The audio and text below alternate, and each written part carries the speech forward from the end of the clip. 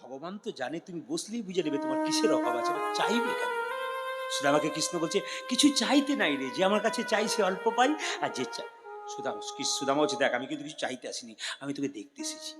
কৃষ্ণ কাঞ্ছার মনে মনে ভাবছে হ্যাঁ হ্যাঁ আমি সব বুঝেছি রে, আমি সব বুঝেছি। তোর কুঁড়ে ঘর ভিক্ষা করে তোর স্ত্রী ছেলে দুটো না খেয়ে শুয়ে আছে, আর তুই আমাকে এত ভালোবাসিস। কোনো বাবা কখনো ছেলেকে না খাইয়ে আমার কাছে ছুটে আসে? এই জগতে কোনো বাবা যদি ছেলেকে না খেতে দিয়ে যদি মন্দিরে হাউমা করে কাঁদে, লোকে তাকে ঠাট্টা করে, আর তুই সবার অপবাদ বন্ধ করে তুই আমার কাছে ছুটে এসছিস, তুই আমায় কত ভালোবাসিস। সুদামা পাল্টে দিল, দেখুন সঙ্গে সঙ্গে, সুদামা তুই বিয়ে করেছিস? হ্যাঁ রে। দেখুন এই সুদামা তুই বিয়ে করেছিস? হ্যাঁ রে। এই তুই ভুল করেছিস, কৃষ্ণ বলছে, মানে কান্নাটা বন্ধ করার জন্য। এই তুই ভুল করেছিস। বলে কেন? তুই যে বিয়ে করেছিস তা তুই আমাকে নিমন্ত্রণ করবি না? সুদামা তুই ভুল করেছিস, তুই আমার পরম বন্ধু, তুই যে বিয়ে করলি তুই নিমন্ত্রণ করলি না কেন? সুদামা বলছে কৃষ্ণ কিছু মনে করিস না, আমি একটা বিয়ে করলাম, আমি নিমন্ত্রণ করতে ভুলে গেলাম, আর তুই যে 16,108 বার বিয়ে করেছিস, তুই কয়বার নিমন্ত্রণ করেছিস? ঠিক বলে নাই? কৃষ্ণ কবার বিয়ে করেছে মায়েরা? 3 বার। কবার করেছে? 16,108টা স্ত্রী কৃষ্ণের। তো সুদামা বলছে আমি একটা বিয়ে করতে ভুলে গেছি তুই নিমন্ত্রণ করতে গিয়ে, তুই 16,108 বার বিয়ে করেছিস, তুই কবার নিমন্ত্রণ? কৃষ্ণ বলছে এ ছেড়ে দে, সব বরাবর, যা হয়েছে হয়েছে। আরে সুদামা রে, বলে কি বন্ধু যদি বন্ধু, এইবার কিন্তু আসল জায়গায় এসছে। তখন সুদামা তখন মনে মনে ভাবছে দাঁড়া এবার তুই চাইবি মনে হচ্ছে, আমার দরকার নাই বাবা, আমি গুটিয়ে নি।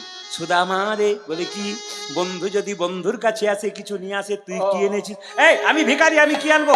চালাকি করবি না, চালাকি করবি না। কি দো বয়ে নেছো সখা দাও দেখিয়া তুমি কি দো বয়ে নেছো সখা দাও দেখিয়া মারে।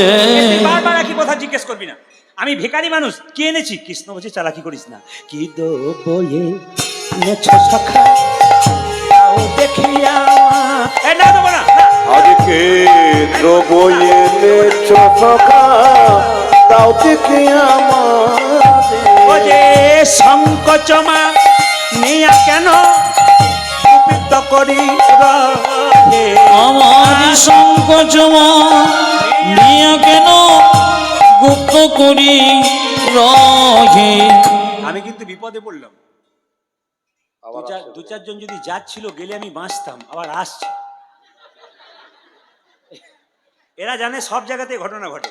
4 জন উঠে গেল, ভাবলাম তাহলে গেল বোধ হয়, দেখি আবার আধ ঘন্টা পরে চলে এসেছি। এই কঠিন ব্যাপার। না না আসুন আসুন, বসুন বসুন, ঠিক আছে। কি দো বয়ে নেছো সখা দাও দেখিয়া আজকে দো বয়ে নেছো সখা দাও দেখিয়া মারে। ও যে সংকোচমা নিয়া কেন গুপিত করি আজ সংকোচমা নিয়া কেন গুপ্ত করি রহে। সংকোচমা নিয়া কেন গুপ্ত করি সংকোচমা নিয়া কেনে গুপ্ত করি রহে। কি দো বয়ে নেছো সখা দাও দেখিয়া মারে। তুমি কি দো বয়ে নেছো সখা দাও দেখিয়া মারে। আজকে দো বয়ে নেছো সখা দাও দেখিয়া মারে। দে বলছি না দেবো না, দে বলছি না দেবো না, দে বলছি তবে রে। কৃষ্ণ জোর করে বের করেছে। ও মা, কৃষ্ণ বলে সুদামা তুই আমার জন্য শুকনো চিড়ে এনেছিস? ওরে তুই আমায় কত ভালোবাসিস, লোকে আমাকে মিষ্টি খাইয়ে খাইয়ে জিভটাকে নিরস করে দিয়েছে। ও মা তুই এত ভালোবাসিস আমি জানতাম না, তুই আবার চিড়েগুলো ভিজিয়ে এনেছিস আমার গলায় লেগে যাবে বলে। সুদামা বলে কানাই রে আনবার কালে তোর জন্য শুকনো চিড়ে এনেছিলাম, আর আনতে আনতে ভাবছিলাম আমার বন্ধুকে কতজন সোনার থালাই রূপোর থালাই পায়েস দেয়, আমি শুকনো চিড়ে কেমন করে তুলে দেব। এই কথা ভাবিতে ভাবিতে আমার চোখের জলে চিড়ে ভিজে হৃদয় গৌর। ওরে কানাই রে হরি বল এ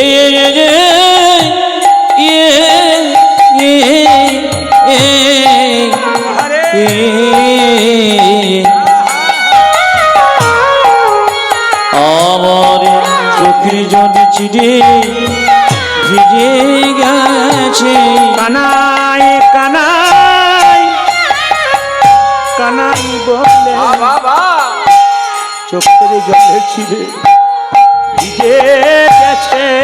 ওটা যে কানায় কানায় কানায় বলে নয়ন জলে বুক ভাসায়, কানায় কানায় কানায় বলে নয়ন জলে বুক ভাসায়, কানায় কানায় কানায় বলে নয়ন জলে বুক ভাসায়। আমার চোখের জলে ছিঁড়ে ভিজে গেছে রে। ভাইরা, কৃষ্ণ সুদামার চোখের জলে ভাসা চিরে দ্বারকার সিংহাসনে বসে বসে খাচ্ছে আর বলছে, ওরে সুদামা রে, তোর চোখের জলের চিড়ে খেতে খেতে আমি জগতের মানুষকে বলে গেলাম, কলিযুগে কোনো ভক্তিমতী মা বা ভক্ত বাবা যদি দরজায় ভিক্ষা করে করে চিড়ে প্রসাদ এনে আমায় ভোগ দেয়, তবে তার সুদামার মতো কৃষ্ণ কৃপা হবে।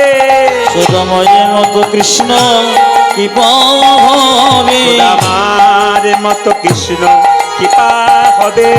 সুদামার মতো কৃষ্ণ কৃপা হবে। ওই যে নয়নে জলে বুক ভাসায় হাকি কৃষ্ণ প্রাণ গোবিন্দ বলে, নয়ন জলে বুকি ভাষা কৃষ্ণ প্রাণ গোবিন্দ বলে, নয়ন জলে বুকি ভাষা কৃষ্ণ প্রাণ গোবিন্দ বলে। সুদামার মতো কৃষ্ণ কৃপা হবে। মায়েরা, কৃষ্ণ কিন্তু সুদামা কিন্তু কৃষ্ণের কাছে 10 দিন ছিল। কতদিন ছিল জোরে বলুন? কদিন ছিল মায়েরা? সুদামা কৃষ্ণের কাছে কদিন ছিল? 10 দিন। আচ্ছা, এদিকে এদিকে মায়েরা আস্তে, 10 দিন ছিল কিন্তু কিছুই চাই নাই।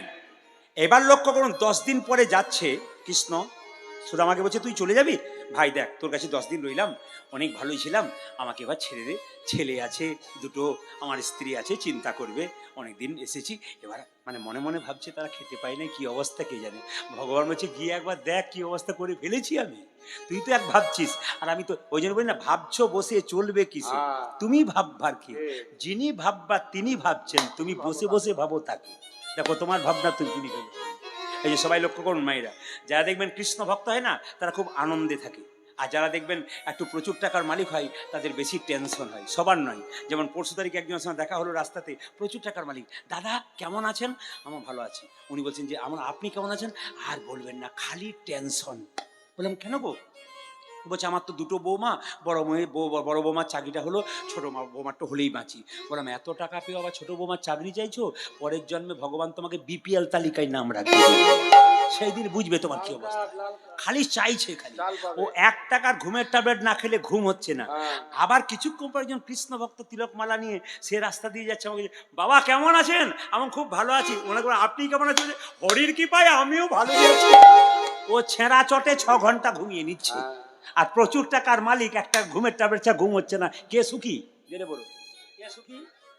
হ্যাঁ, এই জন্য বলছি, কৃষ্ণকে নিয়ে যারা থাকে না, তারা আনন্দে থাকে, সব ভুলে যায়। কৃষ্ণ এই যে আজকে আছেন রাত্রিবেলায়, কৃষ্ণকে নিয়ে আপনাদের কোনো কথা মনে পড়ছে না।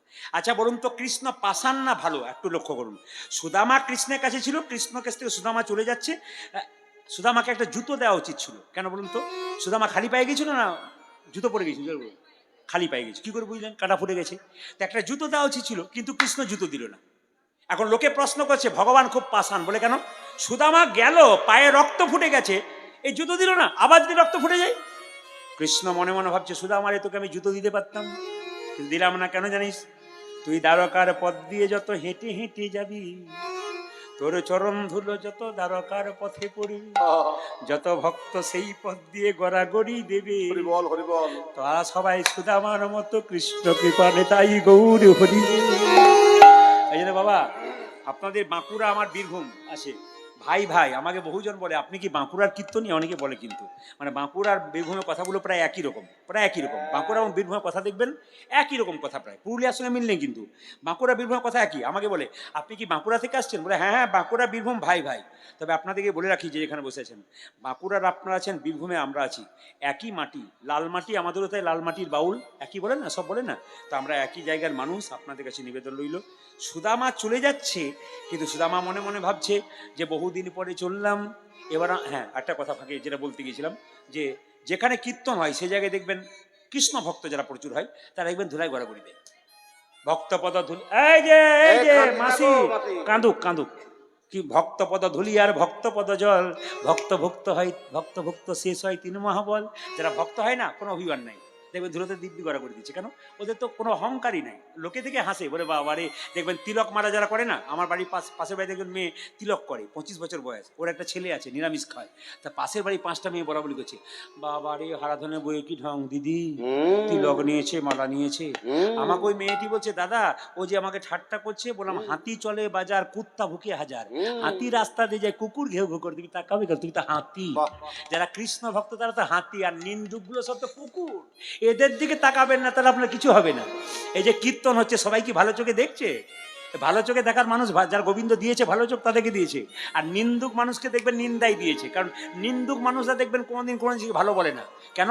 আমাদের ওখানে একজন ভোজ করেছে, দারুণ ভোজ খাবার মতো, তো একজন নিন্দুক সবার বাড়ি ভোজ যা খেতে যায় আর নিন্দা করে বেড়াই। তো আমাদের কাকা হয়, বললাম কাকা কেমন খেলেন, দেখলাম সবাই ভালো বলেছে, এ কি বলে দেখি হলো নিন্দুক লোক দেখুন, মানে অনেকে বলে দাদা কেমন খেলেন, দারুণ খেলাম গো দারুণ, ওকে বলে কাকা কেমন খেলেন, হলো মানে একটা কিছু ব্যাপার আছে।